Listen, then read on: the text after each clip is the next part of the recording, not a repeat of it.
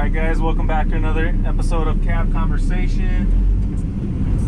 If you're not into the slow pace videos, I would skip this and just go to my action videos, check those out. If not, stick around. I'll be talking about a few things about excavation, and I'm going to be moving this material and leveling out this pad.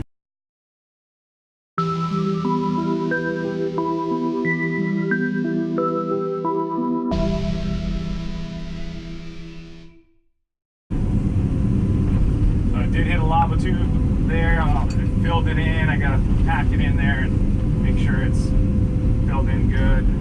We're gonna bring some gravel, base course material, and finish this off after I'm done grading it and get it ready to stack some logs over here. So this is gonna be the spot where I put all my logs and store them, and eventually I'm gonna build a shed over it. I might move this grub a little bit further in.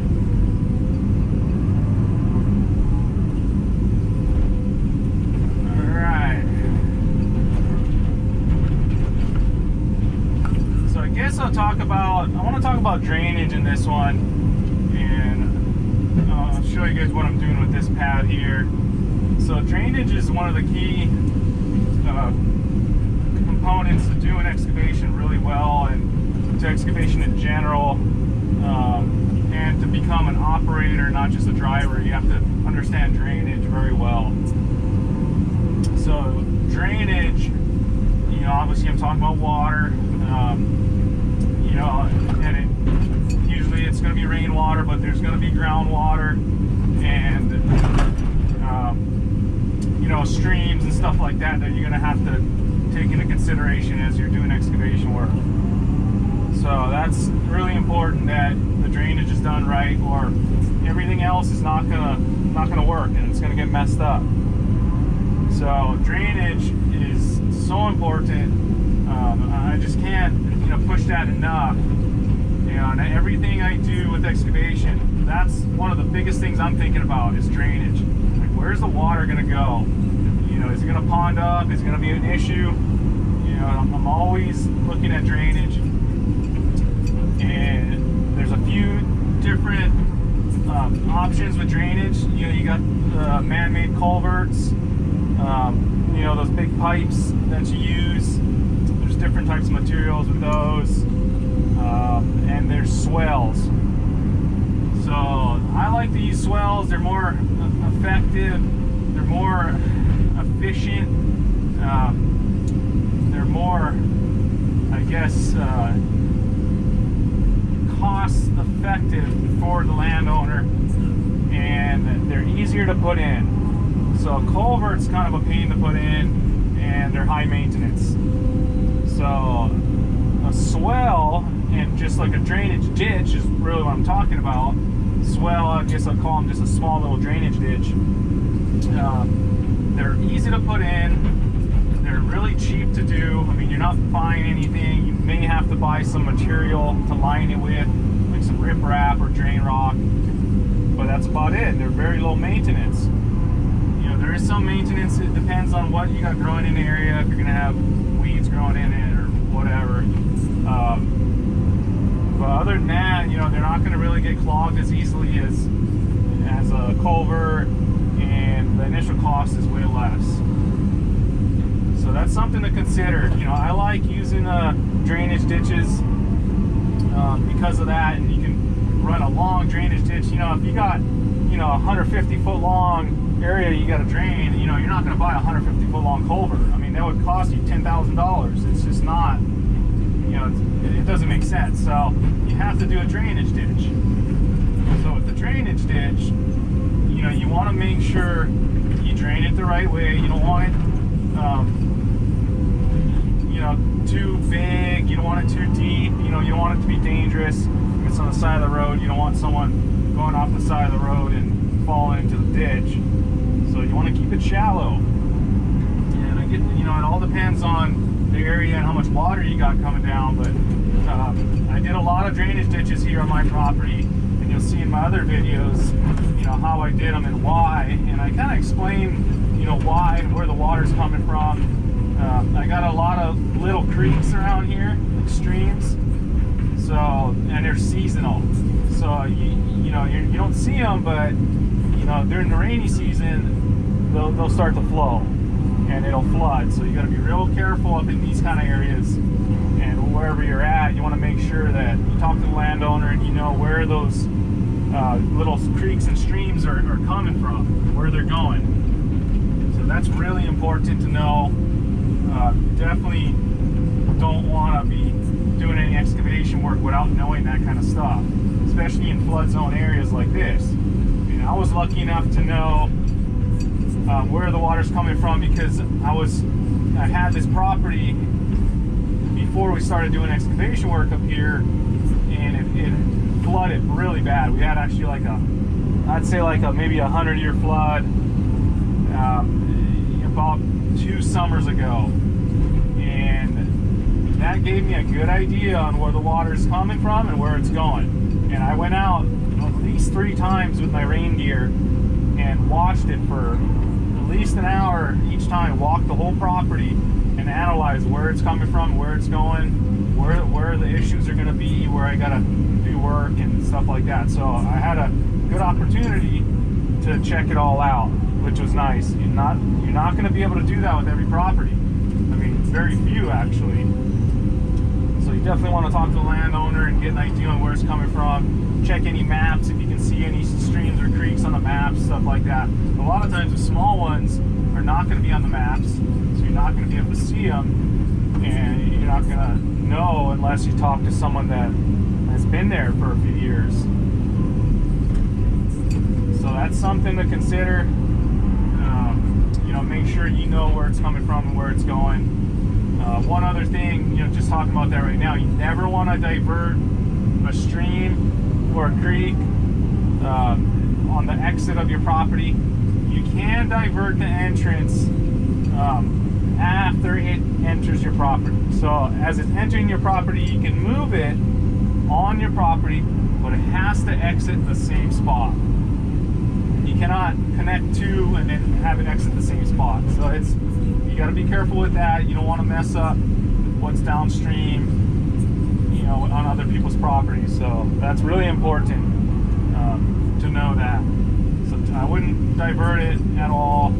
If you channel it away from a pad, a little bit, that's fine. But a major diversion is not good. So with that being said, a couple different techniques I like to use when I build a pad. I like to angle the pad back slightly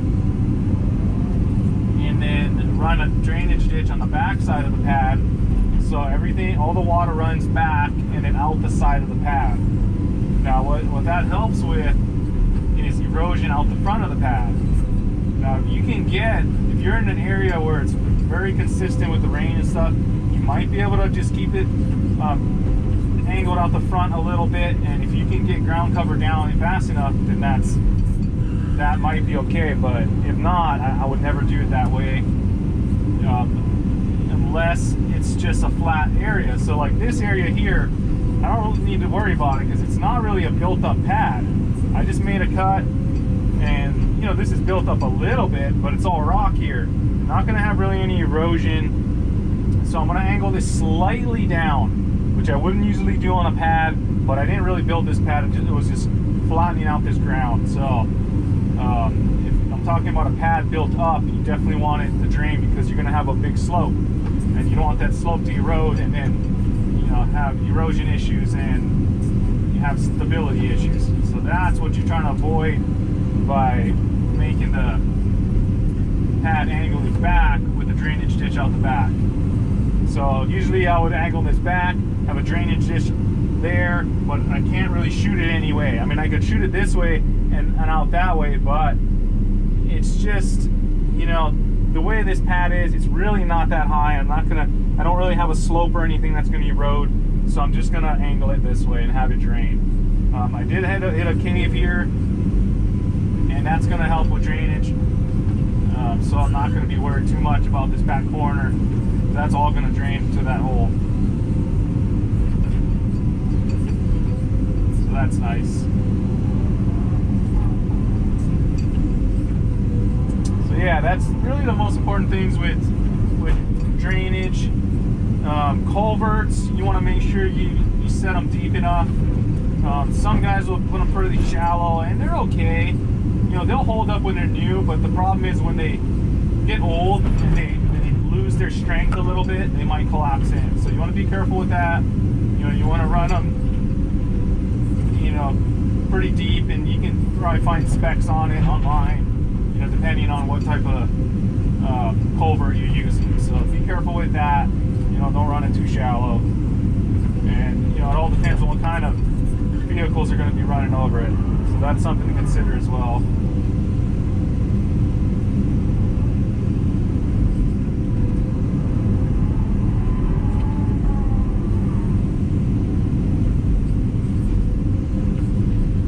So that's pretty much it on drainage. You know, again, you can do sumps. Some guys will do sumps. Here, our county is making a lot of people do sumps, which is just digging a big hole and filling it in with rock, but they don't work that well here. We get a lot of, you know, runoff and debris in the water and stuff. So what's going to happen with those sumps? They're going to, I'd say within 3 to 5 years, they're going to be clogged and they're not going to work. So for the county to be making people do sumps here, it's really stupid. I think it's just a lazy way to try to fix the problems with drainage here. It's just like, oh, just dig a hole. Well, it doesn't really work like that. The hole is going to get clogged. So I don't like sumps. I mean, some areas you have to do it. You can't channel the water. You know, if it's not feasible, if the drainage ditch would have to be too long, then that's kind of your only option. I did a big French drain to a big sump up here in one spot, but it was because just the way the land was, and I had my driveway in the way, I couldn't run a drainage ditch. And my driveway's there, so I can't run a culvert underneath the driveway. So it was the only option for me in that area was to dig a sump.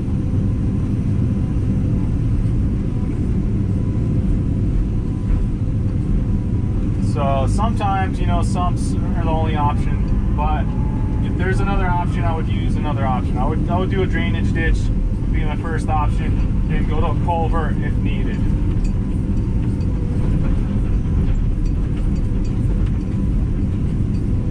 So, I mean, there's, you know, you can get complicated with drainage ditches and stuff like that, but I'm talking more like residential properties and farms and ranches and stuff.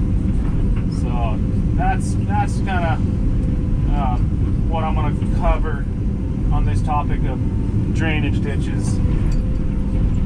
And if anybody, you know, has any input on that, I would love to hear it. You know, I'm always trying to learn different techniques and new techniques or new technology that's coming out with that kind of stuff.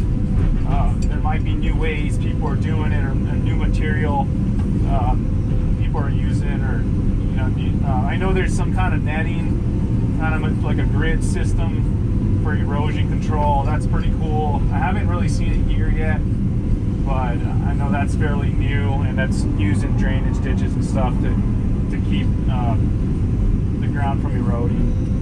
So that's, you know, something to look into. But yeah, so that was the topic on drainage ditches.